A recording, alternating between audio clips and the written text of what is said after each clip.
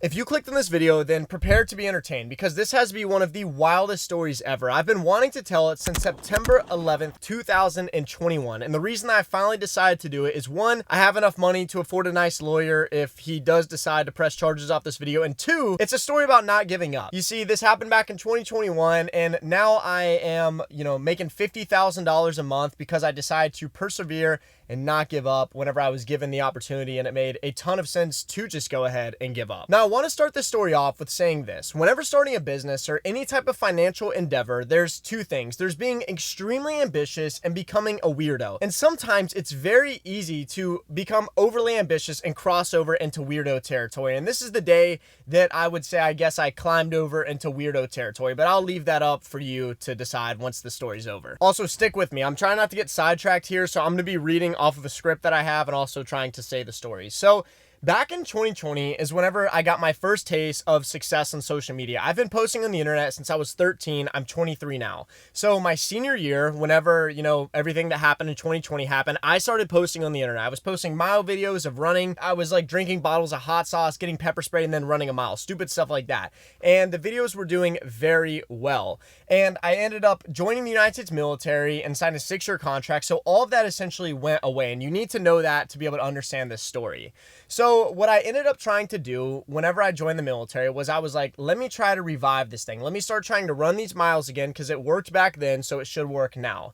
And whenever I started trying to do that, it did not work at all. The mile videos they bombed every single time. So I would go drink a bottle of hot sauce in front of a bunch of people, run a mile, and then I would post the video on the internet. I would get like 200 views. It sucked. And so I finally had this great idea. I was like, you know what? These videos are failing. So what should I do? I should double down.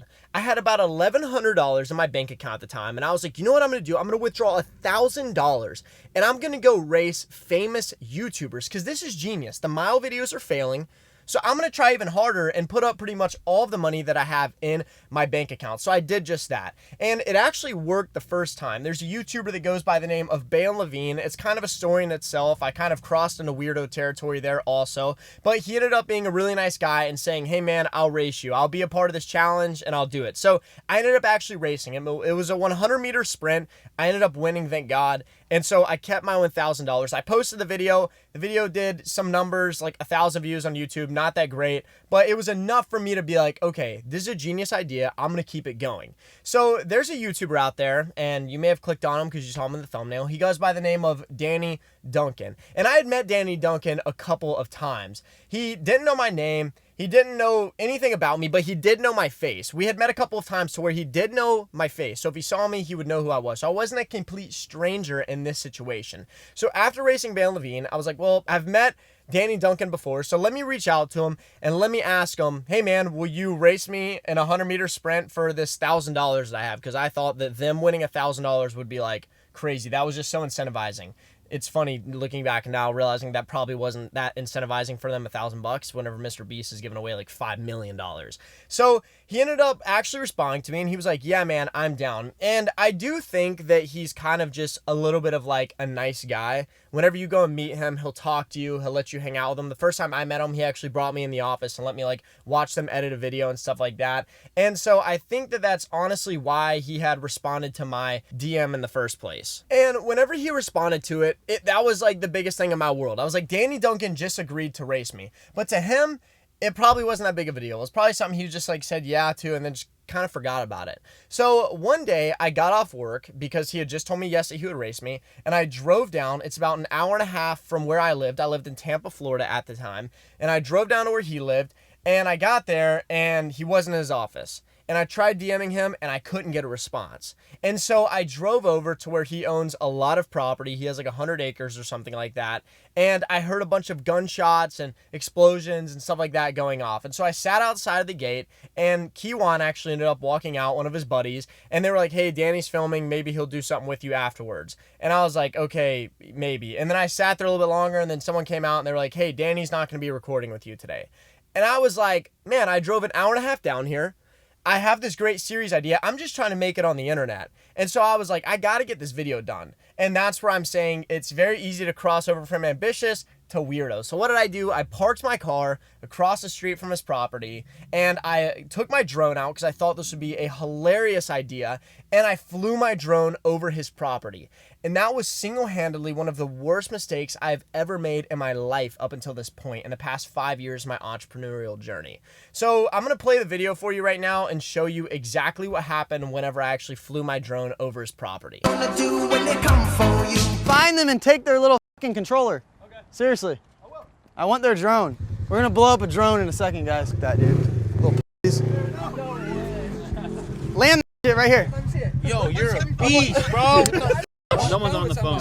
Hey, don't fly no drones at my house. And it landed on me.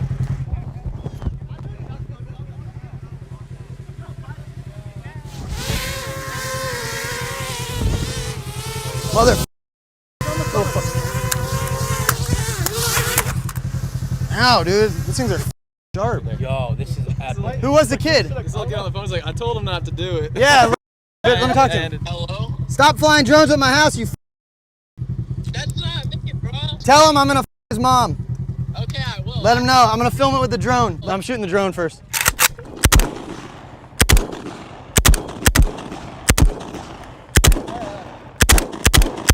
Don't fly drones over my property, please. Brother's gotta get a new phone. What'd you say? Is he okay? Like, did y'all freaking shoot him or some crap? No, I shot. The drone is gone. Oh, man, that sucks for him. Not really. He should. I mean, why would you fly it over my house? It's weird. Yeah, I know it's weird. I told him not to freaking do it. He's, like, desperate to... So why can't we speak to the guy that did it? The guy who did it. This is his phone. All right, I'm about to shoot your brother's phone with an AK-47. Buy merch at DannyDuncan69.com right now, or I'm shooting the phone. All right, I definitely will. All right, tell me the order number. I'm at church right now. I'll do it whenever I get home. God wants you to buy the merch, man. I know he does. Tight knits. I've been trying to, like, say to him, like, dude, stop going to people's houses. Sooner or later, someone's not going to like that. I wonder when that day will come. I know you're not the kind of guy you want to... Like, I know that you probably have guns.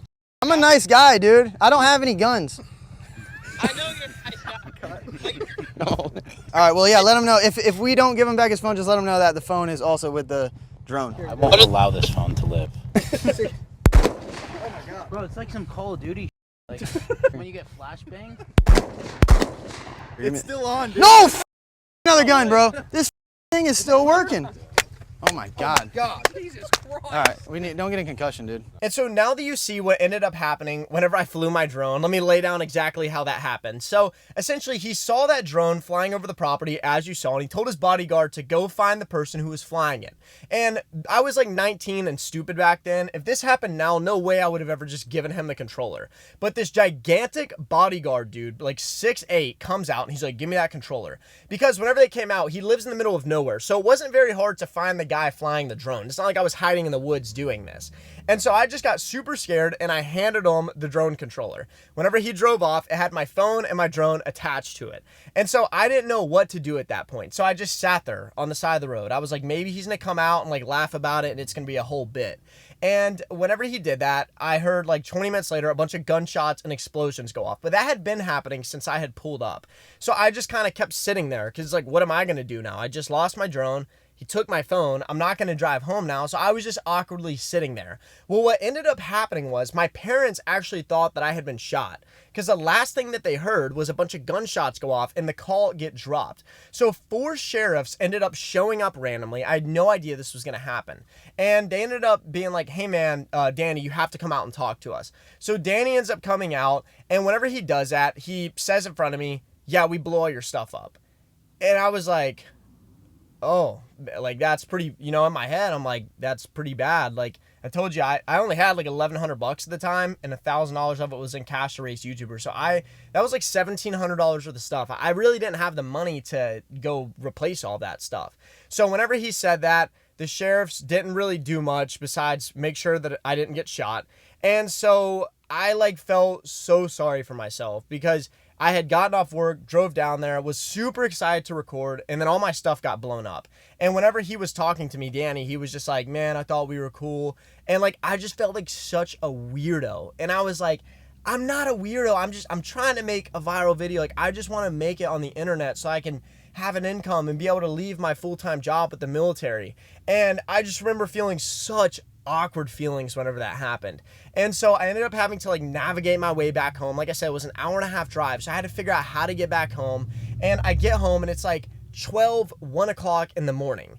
And whenever I get there, like I said, I already felt so bad just for myself. And whenever I get there, I think that everybody's going to feel bad for me. And so whenever I get home, I start making calls. I'm like, guys, you won't believe what happened. And they all already had known. They already knew what happened. And everybody was just so angry at me. Everybody was just like, dude, you got to stop doing this. These are wild shenanigans. Like, what are you doing? This stuff isn't working. You're not making any money from it. You're literally ruining your entire life. You need to stop.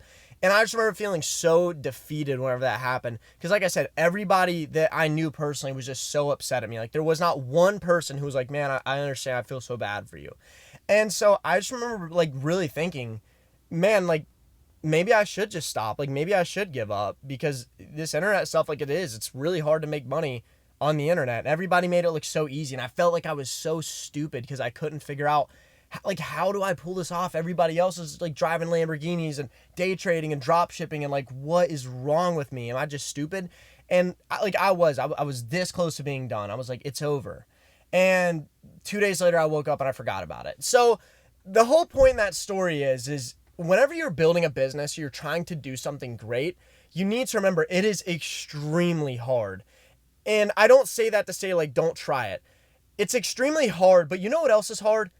Working a 9-to-5, that's also really hard. Working a 9-to-5 for 40 years is also extremely hard. So either way, you're going to have to pick a path. Either you can pick a path where you go through a season of it being hard, but it pays off and you can work for yourself, or you go through a season where you work for somebody else for the rest of your life and they control everything.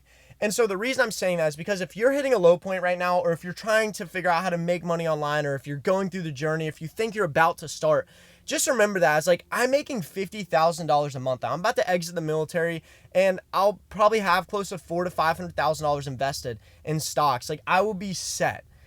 But it took some time to get there, and it took some trials and tribulations and some challenges.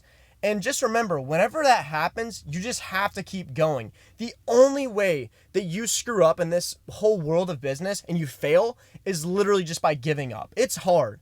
The only way you fail, though, is if you give up. So I say this story just to show you how like bad things got for me, and maybe things have gotten worse for you, but you know, we've both had bad things happen, you and me. So you just gotta keep going. Just keep pushing on. If everybody thinks that you're stupid, then that probably means it's going to work out eventually, and then everyone will think you're a genius all over again. So that's the reason I'm telling that story today. I really hope this like helps you out in your journey. I know it would have helped me out back whenever I was trying to figure out how to make money online. But if you enjoyed this video, then make sure to subscribe, because I'm trying to go from $0 to $500,000 in my last year of working full time. And I'm going to be posting videos like this to help people out about my personal journey. Next week, I'm going to be posting about the easiest way to make money on the internet. I've done it myself and everybody else can do it. So like I said, if you enjoy this video, make sure to subscribe, follow along for the series, and also let me know in the comment section what you thought of this video. If you're trying to figure out how to start a business yourself right now, if you're going through the process, let me know. I like seeing stories like that.